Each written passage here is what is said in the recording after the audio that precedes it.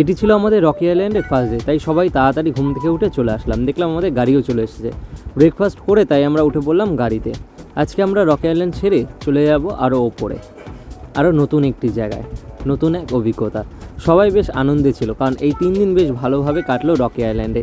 দেখা যাক নতুন জায়গা কেমন হয়। এই দেখো, সামনে আকাঙ্ক্ষা বসে আছে, পেছনে জানলার সিটে আমি, আর মিডিল সিটে আরও 2 বন্ধু আছে, আর অভিক ওরা আছে পেছনের সিটে। তো সবাই মিলে বেশ মজাই হচ্ছিল। জঙ্গলে ঢোকার মুখে আমাদের গাড়িগুলোকে আটকালো। বাইরে বেরিয়ে একটু বন্ধুদের সাথে দেখা করে আসলাম। ওরা বেশ দেখলাম মজা করছে। তারপরে সামনের দিকে এগিয়ে গেলাম।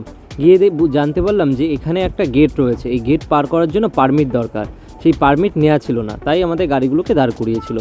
তারপরে পারমিট নিয়ে আমরা এগিয়ে চললাম জঙ্গলের ভেতর দিয়ে। বেশ ভালো লাগছিল। মাঝখানে একটা পাহাড়ি নদীও দেখলাম, জলটা পুরো আয়নার মতো স্বচ্ছ। তারপরে চলে আসলো চা বাগান। যেদিকেই তাকাই শুধু চা বাগান। মনে হচ্ছে সারা পাহাড়টাই চায়ে ঢেকে গেছে। খুব সুন্দর লাগছিল। জার্নিটা খুব উপভোগ করছিলাম।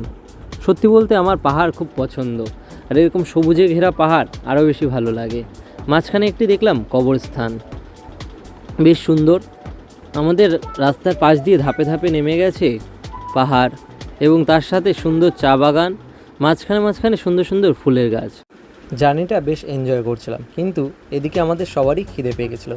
তাই গাড়ি থামিয়ে আমরা সবাই একটা লাঞ্চ ব্রেক নিয়ে নিলাম। আমরা থাকি মেঘের জঙ্গলে ঘুরতে, আর তোমরা কদম আমার চ্যানেলটিকে সাবস্ক্রাইব। বাই।